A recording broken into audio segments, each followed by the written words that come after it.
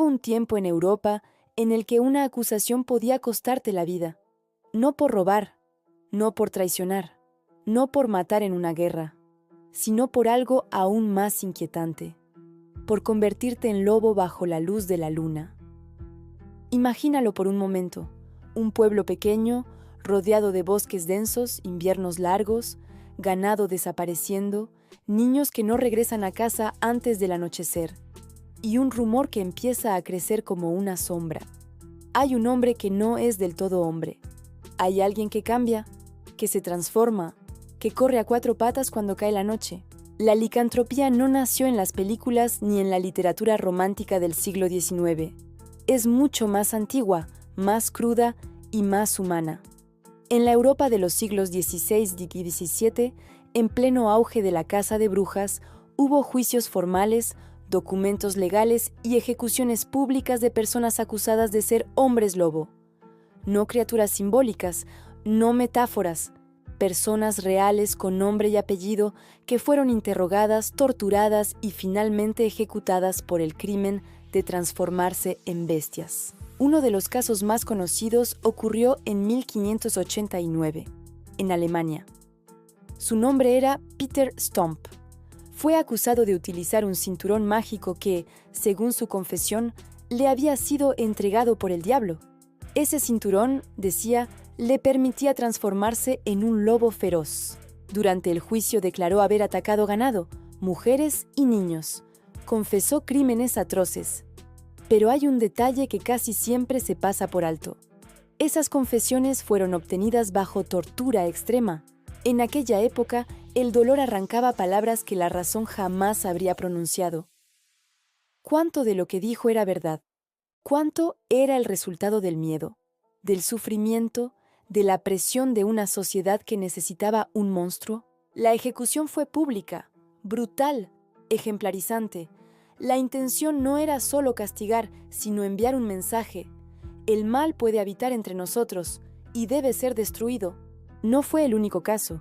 En 1573, en Francia, un hombre llamado Gilles Garnier fue acusado de asesinar y devorar a varios niños. En su juicio afirmó que un espíritu del bosque le había otorgado la capacidad de transformarse en lobo para poder cazar.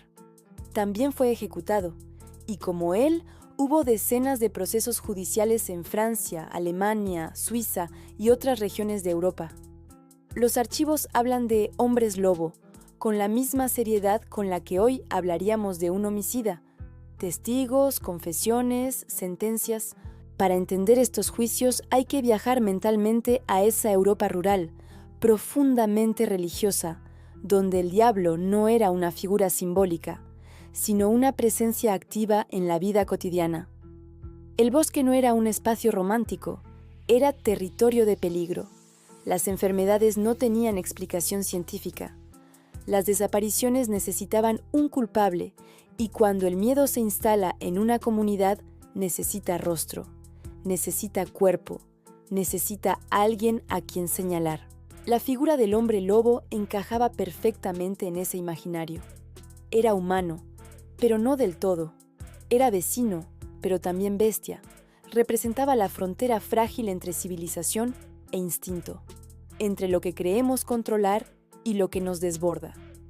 ¿No es inquietante pensar que el verdadero terror no era la criatura, sino la posibilidad de que todos lleváramos algo salvaje dentro? Desde una mirada moderna, algunos historiadores sugieren que muchos de estos acusados pudieron haber sufrido trastornos mentales, episodios psicóticos o incluso haber sido víctimas de conflictos sociales y económicos. Otros eran marginados, solitarios, personas que ya vivían en los límites de la comunidad.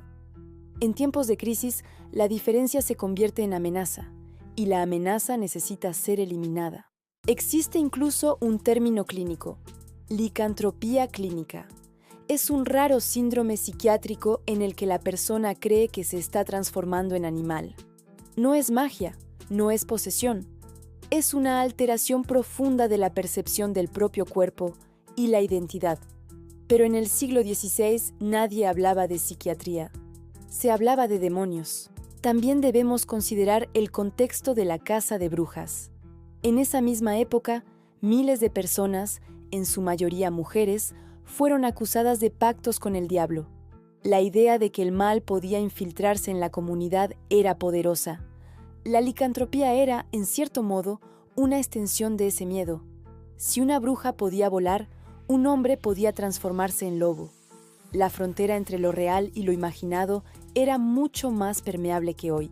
Pero más allá de los documentos históricos, hay una dimensión más profunda. El hombre lobo no solo fue un acusado judicial, fue un símbolo. Representa la dualidad humana, la máscara social y la naturaleza instintiva, la tensión entre razón y deseo, entre ley y pulsión. ¿Cuántas veces reprimimos nuestra ira, nuestra agresividad, nuestro impulso más primitivo para encajar en la sociedad? ¿Y qué ocurre cuando esa energía no encuentra salida? El mito del hombre lobo sobrevivió porque toca una verdad incómoda. No somos criaturas puramente racionales. Tenemos sombras, tenemos instintos. Curiosamente, los relatos de hombres que se transforman en animales no son exclusivos de Europa. Existen mitos similares en distintas culturas del mundo. Cambian los nombres, cambian los animales, pero la idea persiste. El ser humano puede cruzar la frontera hacia lo salvaje. ¿Es una coincidencia cultural o es una intuición universal sobre nuestra propia naturaleza? Volvamos a los juicios. Imagina el momento de la sentencia. Una plaza pública, gente reunida, el acusado, debilitado, marcado por interrogatorios, el veredicto pronunciado en nombre de Dios y del orden. ¿Cuántos de los presentes creían de verdad que estaban viendo a un monstruo? ¿Cuántos dudaban en silencio? Y si tú hubieras vivido allí, ¿habrías creído en la transformación? ¿O habrías sentido que algo más humano, más trágico, estaba ocurriendo? Hay algo profundamente perturbador en estos casos históricos. No porque demuestren que los hombres lobo existieron, sino porque muestran hasta dónde puede llegar el miedo colectivo. Cuando una sociedad está convencida de una amenaza invisible, puede construir pruebas, confesiones y culpables con una coherencia implacable. El relato se vuelve más fuerte que la realidad. Y sin embargo, el mito no desapareció con la ilustración ni con el avance de la ciencia. Se transformó, pasó del tribunal a la literatura, del documento legal a la novela gótica, del rumor campesino al cine moderno. ¿Por qué seguimos fascinados con los hombres lobo? Tal vez porque en ellos vemos algo que reconocemos. La lucha interna, el impulso que no siempre controlamos, la sensación de perder el dominio de uno mismo.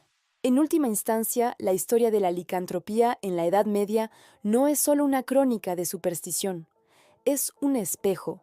Nos obliga a preguntarnos qué hacemos hoy con nuestras propias sombras. ¿Seguimos buscando monstruos afuera para no enfrentar lo que llevamos dentro? ¿Seguimos necesitando culpables cuando el mundo se vuelve incierto? Los juicios por hombres lobo nos recuerdan que el miedo puede vestir cualquier forma. A veces, pelaje y colmillos. Otras veces, palabras y sentencias.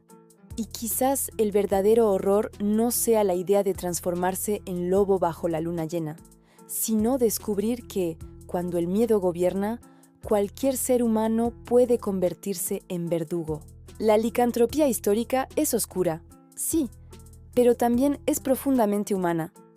Nos habla de fragilidad, de ignorancia, de violencia colectiva.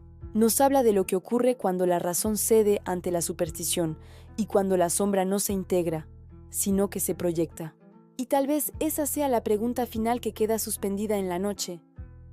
Si hubieras vivido en 1589, ¿habrías temido al hombre lobo? ¿O habrías temido a la multitud que lo juzgaba?